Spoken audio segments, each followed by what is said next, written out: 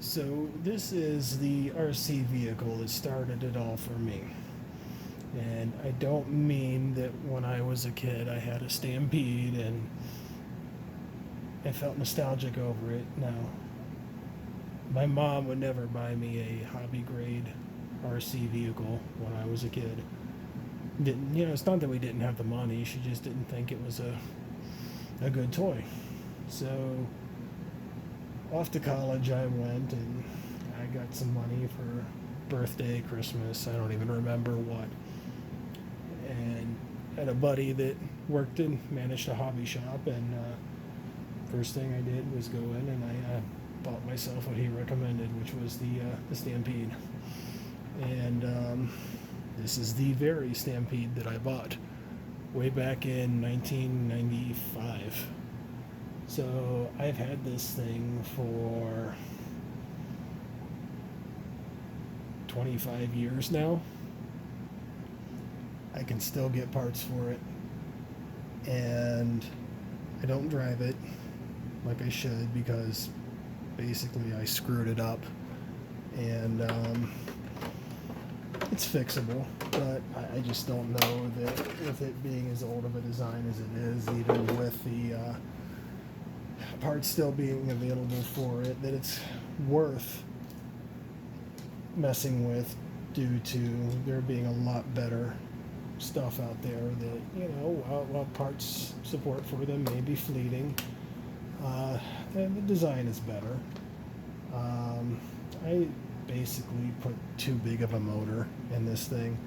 I added the wheelie bar on. Those didn't come stock back in the day because these things came with a 20-turn motor called the Stinger that basically burn up in a day's time before you had to replace it with a better motor. So I put into this thing a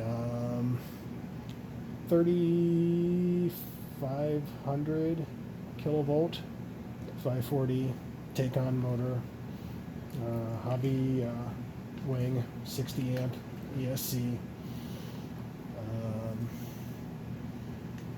I took off the motor cover and I've kind of misplaced it because I did decide to go to the new slipper clutch style, and unfortunately in the process of taking that thing apart I didn't realize that there was a difference between the original Magnum 272 transmission and the modern one.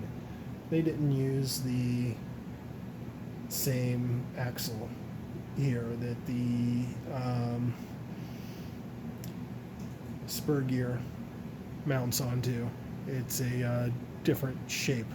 So it was one of those things to where I fixed it, and it works, but it wasn't worth all the trouble that it was just to go to the newer style slipper clutch.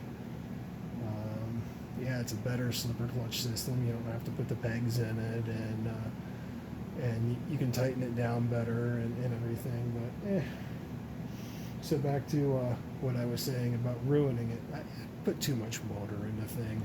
It's undrivable. Yes, you stab on the throttle, it wheelies. You go down the road at any speed, you just blip the throttle a little bit, it wheelies, it flips over.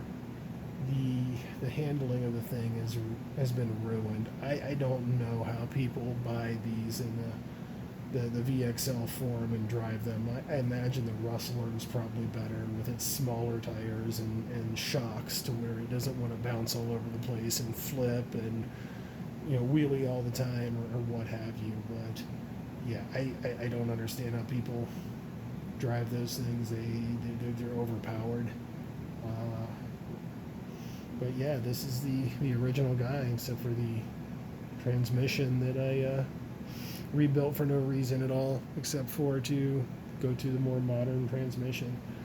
So I kind of think that there's no reason to keep this around for any nostalgic purposes, since I can go out and buy one still if I really wanted another one. So I'm probably going to sell this for a reasonable price, and or trade it in on something, you know, newer, different, whatever. And or you know, I'm building a monster truck with a buddy of mine from the ground up chassis and everything. And guess what? We don't have to worry about part suppliers, you know, not having stuff. You break something, you take off the STRC part, and you put on the 3 racing part or whoever. You know, it's not economical, but you're never left sitting with something that you can't get parts for. You have to have somebody or yourself 3D design and print. And I too old for that stuff. I don't have the time or the patience to go through that much hassle over something I could throw a few bucks at and fix. So we're gonna photograph this a little bit here and then post it up on the old Facebook and see what kind of interest there are in it. You know, here's the battery hold down, which I don't use because I use a Velcro strap now, because these things were made for NiCad batteries, and they are a smaller footprint, different shape than the LiPos are. So we just wrap this strap around here and strap it in, and it works fine. And that's my original RC car right there. Love the thing, but I don't drive it, and it's might be time to try something different.